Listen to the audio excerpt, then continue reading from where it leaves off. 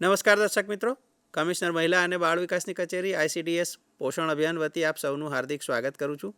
આપ સૌ જાણો છો તે મુજબ દર મહિને આપણે ચોથા સોમવારે એક ટોપિક ILA મોડ્યુલના ચર્ચા કરીએ છીએ અને આજે આપણે ILA મોડ્યુલ 21 નંબરનું જે છે એ મોડ્યુલનો જે ટોપિક છે સગર્ભાવસ્થા દરમિયાનની તૈયારી અને આ તૈયારીમાં નવજાત શિશુની શું કાળજી લેવાની હોય છે અને કુટુંબ નિયોજનની આયોજનની વાત આપણે કરવાના છીએ.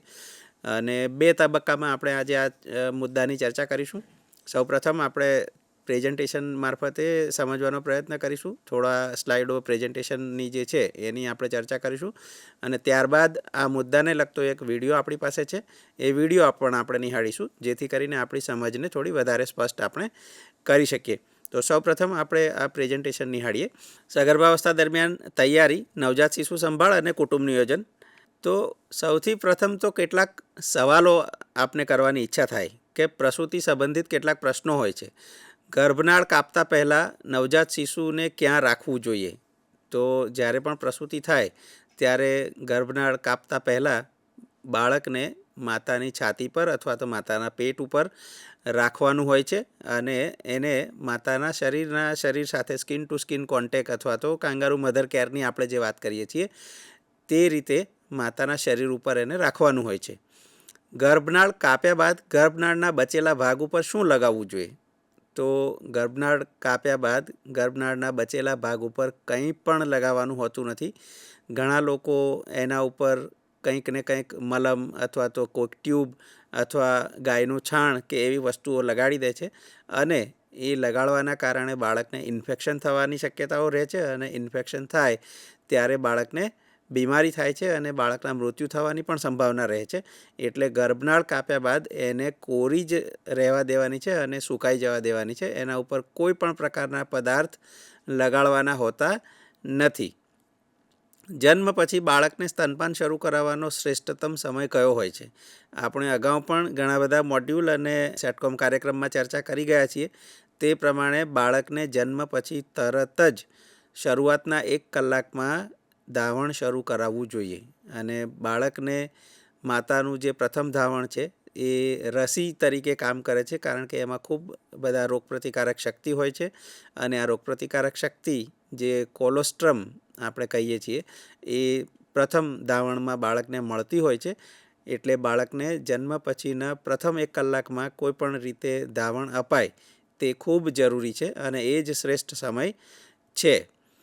પ્રસૂતિ પછી મહિલા વહેલામાં વહેલા ક્યારે ફરીથી સગર્ભા બની શકે? આપણે વાત કરી ટોપિકની એ પ્રમાણે કુટુંબ નિયોજનનું આયોજન કરવાનું છે અને કુટુંબ નિયોજનના સંદર્ભમાં જો વિચારીએ તો પ્રસૂતિ પછી મહિલા વહેલામાં વહેલી 6 અઠવાડિયા બાદ ગમે ત્યારે સગર્ભા બની શકે એવી શક્યતા હોય છે. બધા જ બહેનોમાં આ પરિસ્થિતિ એક સરખી ન પણ હોય, પણ 6 અઠવાડિયા બાદ ગમે ત્યારે ફરીથી સગર્ભા બની શકે છે. તો પ્રસૂતિ પછી તરત જ નવજાત શિશુ સંભાળ અને બીજી ગર્ભાવસ્થાનું આયોજન કરવું શા માટે જરૂરી છે? તો ખાસ એટલા માટે જરૂરી છે કે બાળકની જો યોગ્ય રીતે કાળજી લેવામાં આવે અને 2 બાળકો વચ્ચે ગાળો હોય તો માતા અને શિશુ જે છે તે પણ અને બીજું શિશુ આવવાનું હોય તો એના માટે પણ સ્વાસ્થ્ય અને પોષણ માટે ખૂબ જરૂરી છે. જો યોગ્ય ગાળો બાળકો વચ્ચે રાખવામાં આવે, 2 પ્રસૂતિ વચ્ચે 2 બાળકો વચ્ચે યોગ્ય ગાળો હોય તો માતાનું સ્વાસ્થ્ય પણ સારું રહે છે, માતાના પોષણની સ્થિતિ પણ જળવાય છે અને બાળક પણ તંદુરસ્ત રાખી શકાય છે. તો નવજાત શિશુની સંભાળ ત્વરિત અવગણના, જો આપણે સંભાળમાં અવગણના કરીએ તો શું થાય અને શિશુ સંભાળના કયા પગલાં છે? તો નવજાત શિશુને સૌથી અગત્યનો મુદ્દો છે સ્વચ્છતાલક્ષી કાળજી રાખવી અને એમાં પણ ગર્ભનાળની સંભાળ ખાસ, કે ગર્ભનાળ કાપ્યા પછી એને પર કંઈ પણ લગાડવું નહીં અને એને એની જાતે જ સુકાઈ જાય તે રીતે રાખવું, કોઈ પણ પ્રકારના પદાર્થો લગાડવા નહીં. બાળકને હૂંફાળું રાખવામાં આવે એની ખાતરી કરવી. બાળકને સૌથી વધારે હૂંફની જરૂર હોય છે. નવજાત શિશુ જ્યારે માતાના પેટમાં હોય છે ત્યાં સુધી એને યોગ્ય ટેમ્પરેચર અથવા યોગ્ય વાતાવરણ મળી રહેતું હોય છે. જ્યારે બાળક આ દુનિયામાં આવે છે ત્યારે એને બહારના વાતાવરણ સાથે એડજસ્ટ કરવામાં તકલીફ ના પડે અને બાળકને હૂંફ મળી રહે તે માટે માતા સાથે સ્કિન ટુ સ્કિન કોન્ટેક્ટની પણ આપણે વાત કરી. કાંગારૂ મધર કેર આપીએ છીએ અને બાળકને કોરા કપડાથી વીંટાળી દઈને રાખવાનું છે, જેથી કરીને તેને ઠંડક અથવા તો ઠંડી ના લાગી જાય. અને જો વધારે પડતું બાળક ઠંડુ પડી જાય તો હાઇપોથર્મિયા એને અંગ્રેજીમાં કહે છે, તો હાઇપોથર્મિયાના કારણે બાળકને તકલીફ થવાને ચાન્સીસ છે, બાળકનું મૃત્યુ પણ થઈ શકે છે. તો બાળકને હૂંફાળું રાખવું ખૂબ જરૂરી છે. તાત્કાલિક અને માત્ર સ્તનપાન જ આપવું. આપણે બહુ વખત ચર્ચા કરી છે કે 6 મહિના સુધીના થાય બાળકો ત્યાં સુધી એ લોકોને માત્ર સ્તનપાન જ કરાવવાનું છે. પાણી પણ આપવાનું હોતું નથી, કારણ કે માતાના દૂધમાં પાણીનો પણ પ્રમાણ હોય છે. એટલે એને ગમે તેવો ઉનાળો હોય કે કંઈ પણ હોય, એને વારંવાર સ્તનપાન કરાવો અને માત્ર સ્તનપાન જ 6 મહિના સુધી આપો. અને તાત્કાલિક શબ્દની વાત કરીએ તો જે ચર્ચા કરી તે પ્રમાણે જન્મ થાય પછી બાળકને પ્રથમ 1 કલાકમાં જ માતાનું ધાવણ શરૂ કરી દેવું જોઈએ. આ પગલાંનો મુખ્ય હેતુ બાળકોમાં મૃત્યુ માટે જવાબદાર એવા ગંભીર ચેપ લાગતા રોકવાનો છે. આનાથી બાળકને ચેપ લાગતા આપણે અટકાવી શકીએ છીએ, કે જે બાળકોના મૃત્યુ માટેના કારણોમાંનું એક મુખ્ય કારણ છે. ત્વરિત નવજાત શિશુ સંભાળ આપણને વધુ સંભાળની જરૂર હોય તેવા બાળકોની ઓળખ કરવાની પણ તક આપે છે. જો કોઈ બાળક નબળું હોય અથવા કોઈ બાળકને કંઈ તકલીફ હોય તો આપણે બાળકની યોગ્ય રીતે કાળજી લેતા હોય, સંભાળ રાખતા હોય તો એવા નબળા બાળકોને આપણે ઓળખી શકીએ છીએ. અધૂરા માસે જન્મ થયો હોય એવા બાળકોને ખાસ સંભાળ આપવાની હોય છે. નબળા બાળકોની વહેલી તકે આપણે ઓળખ કરી શકીએ એટલી જ એને વધારે આપણે સારી રીતે સંભાળ રાખી શકીએ છીએ. અધૂરા માસે ઓછા વજન સાથે જન્મેલા બાળકો અને જન્મ્યા પછી જે યોગ્ય રીતે સ્તનપાન ન કરી શકતા હોય, સમર્થ ના હોય સ્તનપાન કરવા માટે, આ બધા નબળા બાળકો ગણીએ છીએ. અને એ નબળા બાળકોની જો યોગ્ય રીતે ઓળખ થાય, સવેળા ઓળખ થઈ જાય, તો એ બાળકોને આપણે વહેલા અને સારી રીતે સંભાળ અને કાળજી રાખી શકીએ છીએ. ત્યારબાદ જો કુટુંબ નિયોજનની અવગણના કરવામાં આવે તો શું થાય? પ્રસૂતિના 6 અઠવાડિયા પછી મહિલા કોઈપણ સમયે સગર્ભા બની શકે છે. એટલે અનિચ્છિત ગર્ભધારણ રોકવા કુટુંબ નિયોજન ખૂબ જરૂરી છે. અનિચ્છિત ગર્ભાવસ્થાથી કેટલાક પ્રકારની સમસ્યાઓ પણ થતી હોય છે અને એ સમસ્યાઓ આ પ્રમાણે છે. તો અગાઉના બાળકને સ્તનપાન અને સંભાળને અસર થાય છે. જો માતા તૈયાર જ ના હોય અને બીજી વખતની સગર્ભા રહી જાય તો પ્રથમ બાળક જો હોય તો એ પ્રથમ બાળકની કાળજી લેવામાં તકલીફ પડે છે અને કાળજી અને એની સંભાળ જે રાખીએ છીએ એને અસર પહોંચે છે. પરિણામે બાળક કુપોષિત થઈ શકે છે અથવા બાળક વારંવાર બીમાર પડી શકે છે. માતાના સ્વાસ્થ્ય ઉપર પણ વારંવારની સગર્ભાવસ્થાઓ અસર કરે છે. ગર્ભમાં રહેલા બાળકના વિકાસને અસર થાય છે અને યોગ્ય રીતે બાળક વિકસી નથી શકતું. અધૂરા માસે તથા નબળા બાળકના જન્મની પણ શક્યતાઓ વારંવારની સગર્ભાથી રહેલી હોય છે. આ સંજોગોમાં ક્યારેક આવી રીતે 6 અઠવાડિયા પછી અથવા તો ઈચ્છા ના હોય અને ગર્ભ રહી જાય ત્યારે માતાને અનિચ્છાએ ગર્ભ રહ્યો હોય એટલે ઘણી વખત ગર્ભપાત કરાવવા માટે જતા હોય છે. અને જ્યારે ગર્ભપાત જતા હોય છે ત્યારે અસુરક્ષિત ગર્ભપાતથી પણ ઘણી બધી સમસ્યાઓ પેદા થાય છે અને માતાના સ્વાસ્થ્યને જોખમ ઊભું થાય છે. ક્યારેક આવી અનિચ્છિત અને ગર્ભાવસ્થાના ગર્ભપાત માટે જતા હોય છે અને યોગ્ય રીતે ગર્ભપાતનું ના થાય ત્યારે માતાના મૃત્યુની પણ શક્યતા રહેલી હોય છે. કુટુંબ નિયોજન દ્વારા અનિચ્છિત ગર્ભાવસ્થા રોકી શકાય એમ હોય ત્યારે આવી પરિસ્થિતિને શા માટે આવકારવી જોઈએ? તો 2 બાળકો વચ્ચે યોગ્ય ગાળો રહે તે માટે કુટુંબ નિયોજન ખૂબ જરૂરી છે અને તેનું પ્રસૂતિ દરમિયાન જ દરેક પરિવારે, દરેક દંપતીએ આયોજન કરવું જોઈએ. નવજાત શિશુની સંભાળ માટે આપણે કેવી રીતે કાળજી લઈ શકીએ અને શું તૈયારી કરવી જોઈએ? નવજાત શિશુની સંભાળ માટેની તૈયારીઓ માતા ગર્ભવતી બને ત્યારથી જ શરૂ કરવાની હોય છે. ત્રીજું ટ્રાઇમેસ્ટર એટલે કે સગર્ભાવસ્થા દરમિયાન માતાનો 7મો, 8મો અને 9મો મહિનો, છેલ્લા 3 મહિના ચાલતા હોય તે દરમિયાન પ્રસૂતિ માટેનું આયોજન શરૂ કરી દેવું જોઈએ. અને આ સમયમાં ઓછામાં ઓછી 2 ગૃહ મુલાકાત તમામ આંગણવાડી કાર્યકરોએ સગર્ભા બહેનોની કરવાની હોય છે. આ મુલાકાતો દરમિયાન આંગણવાડી કાર્યકરે એ જાણવાનો પ્રયત્ન કરવો જોઈએ કે પ્રસૂતિ દરમિયાન કોણ હાજર રહેશે. સગર્ભા બહેનની સાથે પ્રસૂતિ દરમિયાન હોસ્પિટલમાં કોણ હાજર રહેશે. જો એમના ઘરમાં બાળક હોય અથવા તો પ્રસૂતિ દરમિયાન જે બાળક અવતરવાનું છે એ બાળકની સંભાળ કોણ કરશે? પ્રસૂતિ દરમિયાન સ્વચ્છતાના 5 જે પગલાં છે એ માટે પરિવાર તૈયાર છે. કયા 5 પગલાં? તો સ્વચ્છ હાથ હોવા જોઈએ, સ્વચ્છ જગ્યા હોવી જોઈએ, સ્વચ્છ બ્લેડ હોવી જોઈએ, સ્વચ્છ દોરો હોવો જોઈએ અને સ્વચ્છ ગર્ભનાળ હોવી જોઈએ. આ 5 બાબતો છે એના માટે પરિવારની તૈયારી છે. હોસ્પિટલમાં જો પ્રસૂતિ થવાની હોય તો આ બધું ચોક્કસપણે પાળવામાં આવતું હોય છે અને પાલન થતું હોય છે. પણ કોઈ સંજોગોમાં ઘરે પ્રસૂતિ થતી હોય તે સંજોગોમાં આ 5 બાબતો ખૂબ જ અગત્યની છે, જેથી કરીને માતા અને બાળકને કોઈપણ ચેપોથી આપણે બચાવી શકીએ છીએ. શું બાળકને હૂંફાળું રાખવા માટે તેમની પાસે પૂરતા કપડાં છે? બાળક જ્યારે જન્મે છે ત્યારે એને સ્વચ્છ કપડાથી કોરું કરી અને કોટનના કપડામાં, સુતરાઉ કાપડમાં એને વીંટાળીને હૂંફ આપવાની હોય છે. એના માટે પરિવારની તૈયારી છે કે કેમ એ પણ આપણે જોવું જોઈએ અને નક્કી કરવું જોઈએ. તેણી ક્યારે સ્તનપાન કરાવવાનું આયોજન કરી રહી છે? એટલે માતાની વાત કરી રહ્યા છે અહીંયા, કે પરિવાર અથવા માતા ક્યારે સ્તનપાન કરાવવાનું ઈચ્છી રહ્યા છે. આપણે ભલામણ કરીએ છીએ કે જન્મના 1 કલાકની અંદર માતાએ પોતાનું સ્તનપાન બાળકને કરાવવું જોઈએ. પણ શું એના માટે પરિવાર તૈયાર છે કે કેમ? આ બાબતની પણ આંગણવાડી કાર્યકર જ્યારે ગૃહ મુલાકાત કરે છે ત્યારે તૈયારી પૂછવી જોઈએ અને એની સમીક્ષા કરવી જોઈએ. તેથી એ લોકોને આપણે માર્ગદર્શન આપી શકીએ અને તૈયારીની સમીક્ષા કરીએ તો આપણે વધારે સારી રીતે એમને સપોર્ટ કરી શકીએ. શું ગર્ભનાળને કાપ્યા બાદ તેના પર કાંઈ લગાવવાનો પરિવાર વિચાર કરી રહ્યો છે? આપણે ચર્ચા કરી તે પ્રમાણે કંઈ પણ લગાડવાનું નથી અને જો કોઈ પણ વસ્તુ લગાડવાનું વિચારતા હોય તો એમને યોગ્ય માર્ગદર્શન આપીને એવું કરતાં ટાળવાના છે. જન્મના સમયે નવજાત શિશુની ત્વરિત સંભાળની ખાતરી કરવા માટે આપણે શું કરી શકીએ? તો તાત્કાલિક બાળકની કાળજી લેવામાં આવે એવા માટે ઘરે પ્રસૂતિ થવાના કિસ્સામાં બાળકના જન્મ સમયે આપણે હાજર રહેવું જોઈએ. હોસ્પિટલમાં પ્રસૂતિ થવાના કિસ્સામાં તેઓ હોસ્પિટલમાંથી પરત ફરે એટલે તરત જ ગૃહ મુલાકાત કરી અને આપણે જન્મ સમયે હાજર હોઈએ તો શું અવલોકન કરીશું તે આપણે જોવાનું છે. તો આજે આપણે ચર્ચા કરી છે તે બધા જ મુદ્દા અહીંયા આવશે.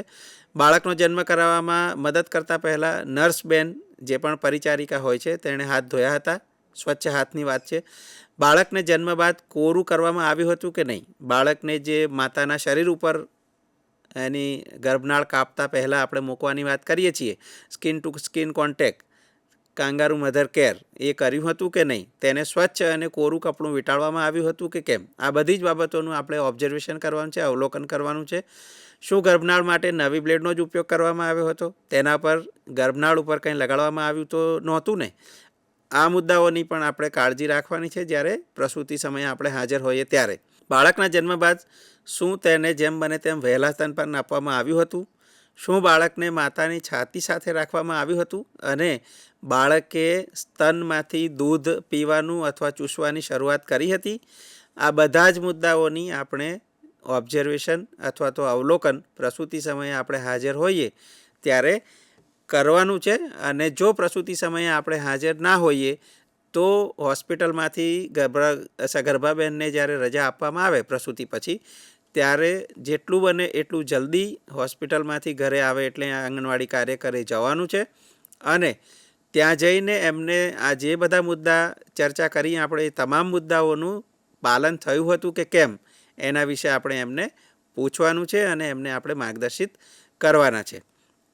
તો જ્યારે હોસ્પિટલમાંથી પરત આવે છે ત્યારે ગૃહ મુલાકાત કરીને તમામ મુદ્દાઓ ફરીથી રિપીટ એકવાર કરી લઈએ. હૂંફાળું રાખવામાં આવ્યું હતું બાળકને? ગર્ભનાળ પર કંઈ લગાવવામાં આવ્યું હતું કે નહીં? બાળકને યોગ્ય સમયે સ્તનપાન એટલે કે 1 કલાકની અંદર સ્તનપાન કરાવવામાં આવ્યું હતું કે નહીં? અન્ય કોઈ પ્રવાહી તો નથી આપવામાં આવ્યું ને? આની પણ ખાતરી કરવાની છે. બાળકનું જન્મ સમયનું વજન 2 કિલોગ્રામ કરતાં ઓછું નથી ને? તે પૂછવાનું છે.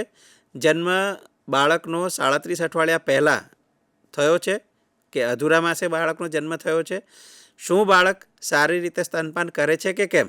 આ મુદ્દાઓની પણ આપણે ચર્ચા કરવાની છે અને આ મુદ્દાઓનું પાલન ના થયું હોય અથવા તો જે પણ મુદ્દાઓની ચર્ચા કરીએ છીએ ત્યારે તેમની સાથે ચર્ચાના આધારે જે સલાહ સૂચન આપણે આપવાની જરૂર લાગે તે સલાહ સૂચન આપણે આપવાના છે.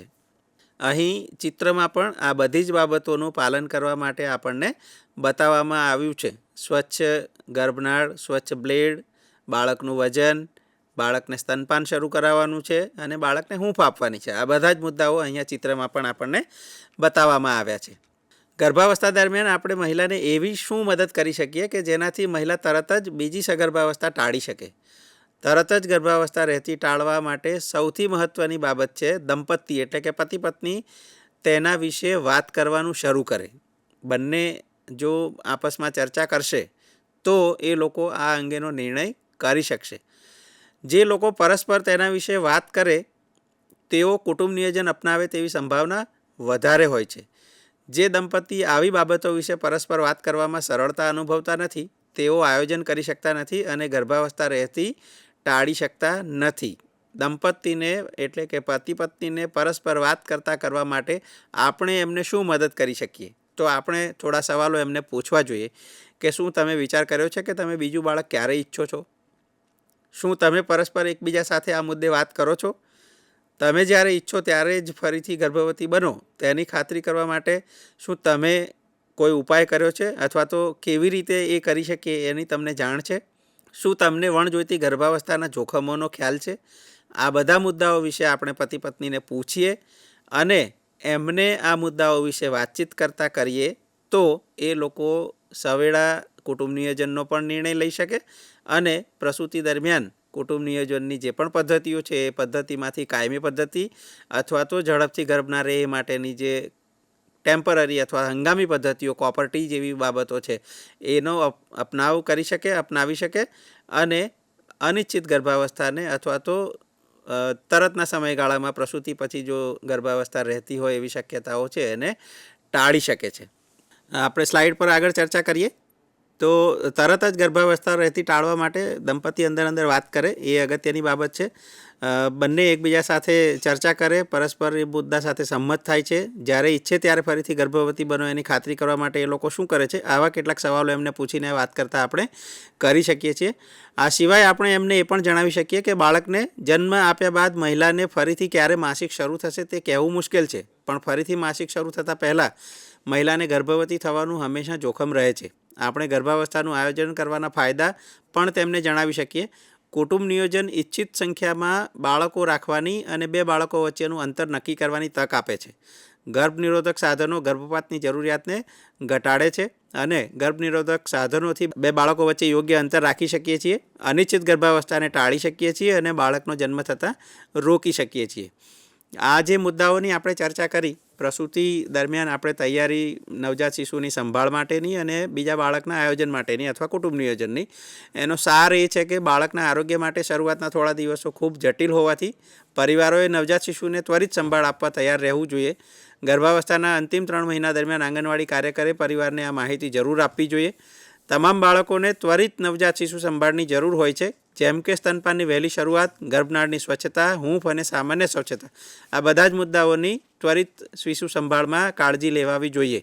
બીજા બાળકનું આયોજન અથવા તો ગર્ભાવસ્થાનું જે કુટુંબ નિયોજનની વાત કરીએ છીએ તો ચાલુ ગર્ભાવસ્થા દરમિયાન દંપતીને તેના બીજા બાળકનું આયોજન કરવું જોઈએ, કારણ કે પ્રસૂતિ પછીના 6 અઠવાડિયા બાદ માતા ગમે ત્યારે સગર્ભા બની શકે છે અને સ્ત્રીબીજ છૂટું પડવાની શરૂઆત થઈ જાય છે, પણ માસિક આવ્યા વિના પણ ગર્ભાવસ્થા રહેવાનું જોખમ રહેલું હોય છે. સારાંશ: સ્તનપાનની વહેલી શરૂઆત કરાવવી, પૂરતી હૂંફ મળી રહે તેની ખાતરી કરવી અને ગર્ભનાળની સ્વચ્છતાની પણ આપણે ખાતરી કરવી જોઈએ.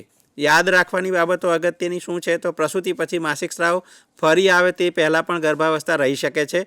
દંપતીના કુટુંબ નિયોજન માટેના આયોજન મુજબ પ્રસૂતિ માટે એવી હોસ્પિટલની ઓળખ કરવી જરૂરી છે કે જ્યાં એને PPTL અથવા PPIUCD ની સુવિધા ઉપલબ્ધ હોય, એટલે કે કુટુંબ નિયોજનના ઓપરેશનની વાત કરીએ છીએ તે અથવા કુટુંબ નિયોજનના સાધનોની વાત કરીએ છીએ, એટલે કાયમી ઓપરેશન અથવા તો કાયમી બંધીકરણનું ઓપરેશન અથવા તો 2 બાળકો વચ્ચે ગાળો રાખવા માટે ગર્ભ ના રહે તે માટેના સાધનોના ઉપયોગ વિશેની બાબતો છે.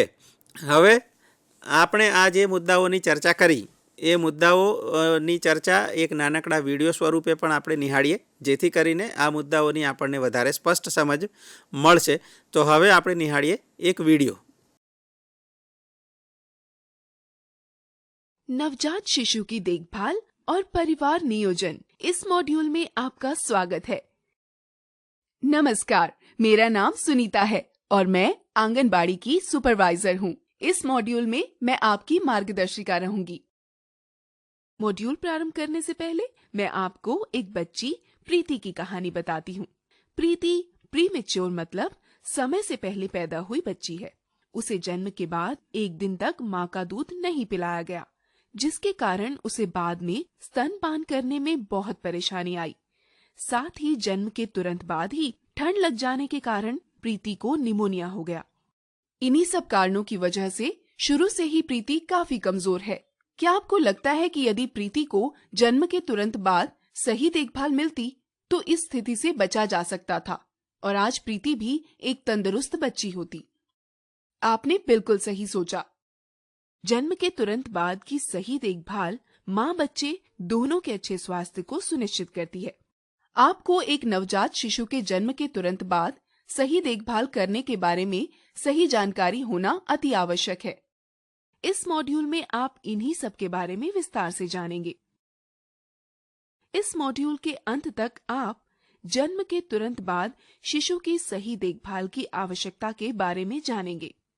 जन्म के तुरंत बाद नवजात की सही देखभाल सुनिश्चित करने के लिए आवश्यक दिशा निर्देशों को बता पाएंगे। जन्म के तुरंत बाद परिवार नियोजन की आवश्यकता के बारे में जानेंगे। माहवारी और गर्भधारण के बीच के संबंध को समझ पाएंगे। शिशु जन्म के तुरंत बाद गर्भधारण को रोकने के लिए आवश्यक उपायों के बारे में जानेंगे।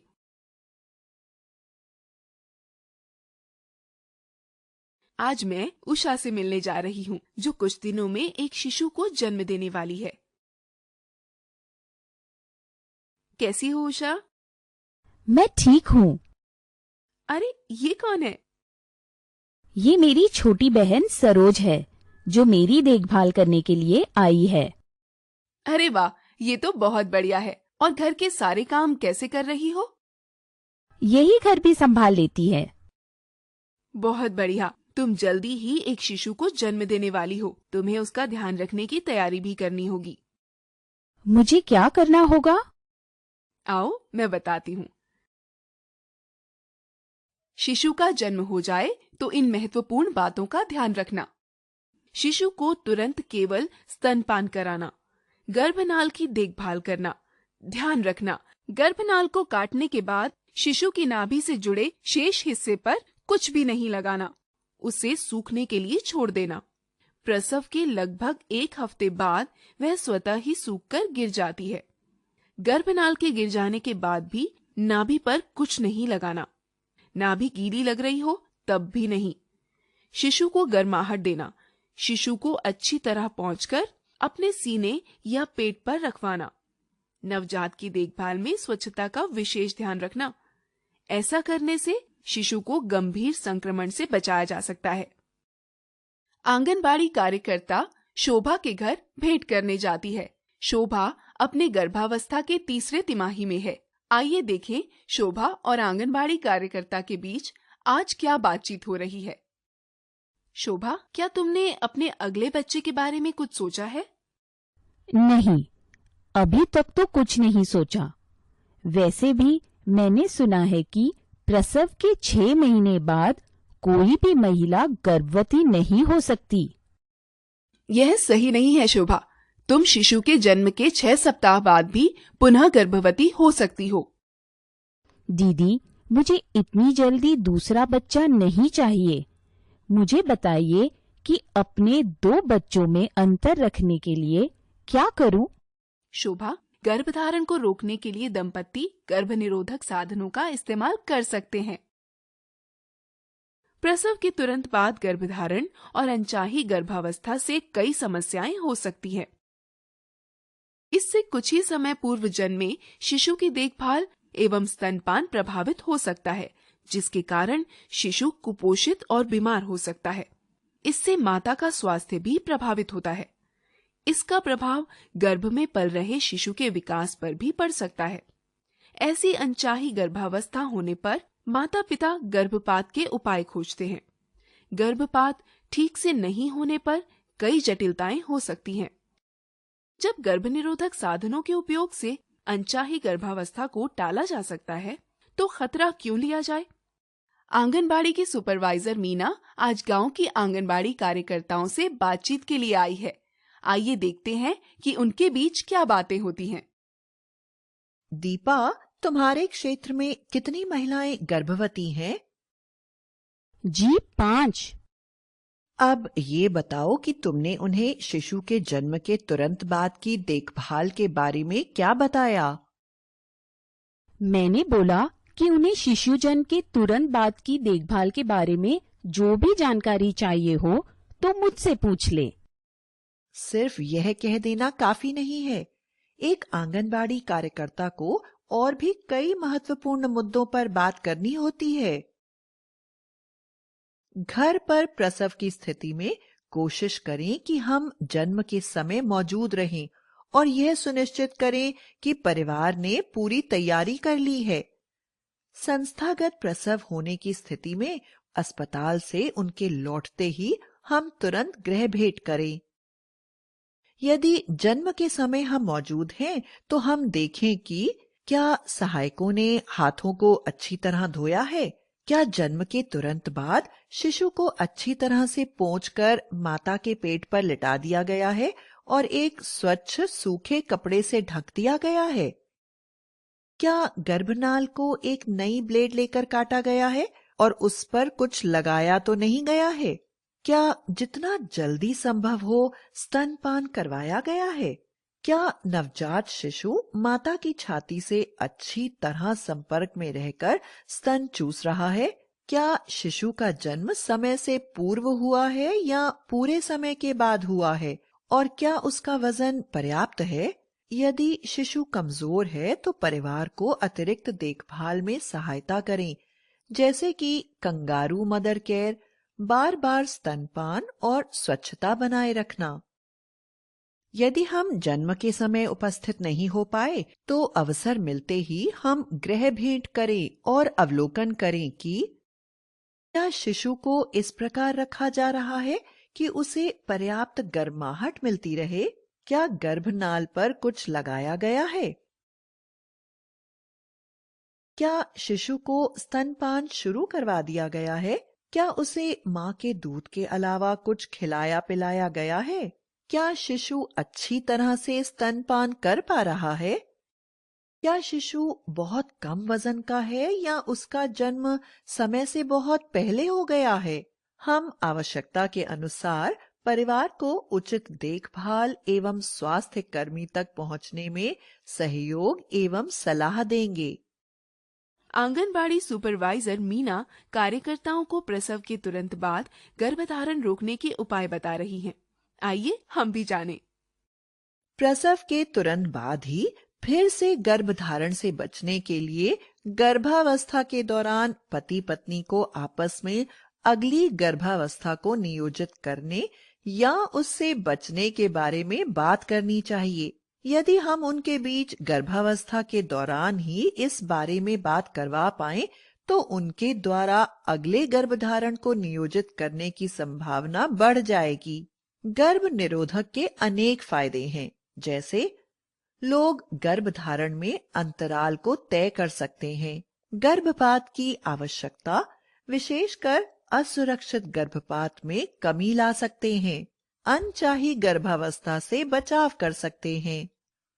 हम पति पत्नी को सलाह दे सकते हैं कि वे प्रसव ऐसे अस्पताल में करवाएं जहां पीपी, आईयूसीडी या पीपीटीएल की सेवाएं उपलब्ध हों। पीपीआईयूसीडी में प्रसव के तुरंत बाद आईयूसीडी या कॉपर टी लगा दी जाती है और पीपीटीएल प्रसव के तुरंत बाद की जाने वाली महिला की नसबंदी है। इस बारे में और अधिक जानकारी और सलाह के लिए उन्हें एएनएम अथवा अन्य स्वास्थ्य कर्मी से संपर्क कराएं। आइए अब माहवारी और गर्भधारण के संबंध को जानें। यह दोनों महिला के अंडाशय से जुड़ी बातें हैं। हर माह महिला के अंडाशय से एक अंडा निकलता है। इस क्रिया को अंडोत्सर्ग कहते हैं। इस दौरान यदि महिला अपने पुरुष साथी के साथ होती है तो पुरुष के वीर्य में रहने वाले हजारों पुरुष बीज महिला के गर्भाशय में पहुंच जाते हैं।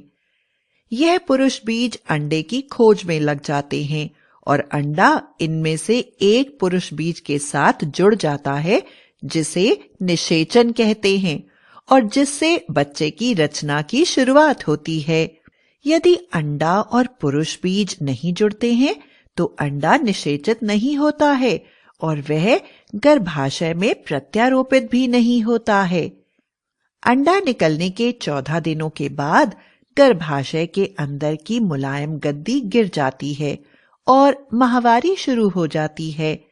तब हम समझ जाते हैं कि वह महिला गर्भवती नहीं है। जब अंडा निषेचित हो जाता है तो वह 1 हफ्ते में गर्भाशय के अंदर की मुलायम गद्दी से जुड़ जाता है। इसे हम प्रत्यारोपण कहते हैं। यदि ऐसा हो जाता है तो गर्भाशय गर्भावस्था का पोषण करने लगता है और माहवारी नहीं होती है। गर्भावस्था के दौरान अंडाशय से और कोई अंडा नहीं निकलता है। इससे हमें यह पता लगता है कि गर्भावस्था के लिए अंडे का निकलना जरूरी है। गर्भवती हो जाने पर अंडाशय से अंडे का निकलना रुक जाता है। पर दीदी, मेरी एक सहेली तो गर्भावस्था के बाद माहवारी शुरू हुए बिना ही वापस गर्भवती हो गई। यह संभव है। प्रसव के तुरंत बाद गर्भाशय और अंडाशय सामान्य रूप से कार्य करने लगते हैं और लगभग 6 हफ्ते के बाद अंडाशय से अंडा निकलना फिर से शुरू हो जाता है। अंडा निकलने के 14 दिनों के बाद माहवारी होती है। अंडा निकलने के बाद महिला के तुरंत गर्भवती होने की संभावना होती है। तुम्हारी सहेली के केस में यही हुआ होगा। विस्तार में समझने के लिए चलिए एक दूसरे केस के बारे में बात करते हैं। गांव की एक और महिला राधा के अंडाशय में प्रसव के बाद पहला अंडा 8वें महीने में निकला और फिर हर महीने नियमित रूप से निकलने लगा। पहले 3 महीनों में अंडा निषेचित नहीं हुआ, इसलिए हर अंडे के निकलने के 14 दिन बाद उसे माहवारी हुई। चौथी बार निकला अंडा निषेचित हो गया और उसे चौथे महीने में माहवारी नहीं हुई और महिला गर्भवती हो गई। इसी के साथ हमारा यह अध्याय समाप्त होता है। एक बार फिर से देखते हैं हमने आज क्या सीखा। परिवार को नवजात शिशु की तुरंत देखभाल के लिए पूरी तैयारी रखनी चाहिए। नवजात की तुरंत देखभाल का मतलब है कि जल्द से जल्द स्तनपान की शुरुआत, गर्भनाल की स्वच्छता, गर्माहट और सामान्य स्वच्छता। गर्भवती महिला प्रसव के 6 हफ्तों के बाद कभी भी फिर से गर्भधारण कर सकती है। गर्भनिरोधक गर्भधारण को नियोजित करने में मदद करता है। धन्यवाद, आप ये मॉड्यूल सफलतापूर्वक पूर्ण कर चुके हैं। अब आप अगला अध्याय आरंभ कर सकते हैं। આપણે પ્રેઝન્ટેશન મારફતે પણ આ મુદ્દાને સમજવાનો પ્રયત્ન કર્યો અને એક નાનકડો વિડીયો પણ આપણે જોયો અને આશા રાખું છું કે આ બંને બાબતોથી આપણે જે આ મુદ્દાને સમજવાની સગર્ભાવસ્થા દરમિયાન કાળજી, એમાં કુટુંબ નિયોજનની પણ વાત છે અને નવજાત શિશુની ત્વરિત સંભાળની પણ વાત છે. આ બંને મુદ્દાઓ વિશે આપણે ચર્ચા કરી અને સ્પષ્ટ થવાનો પ્રયત્ન કર્યો.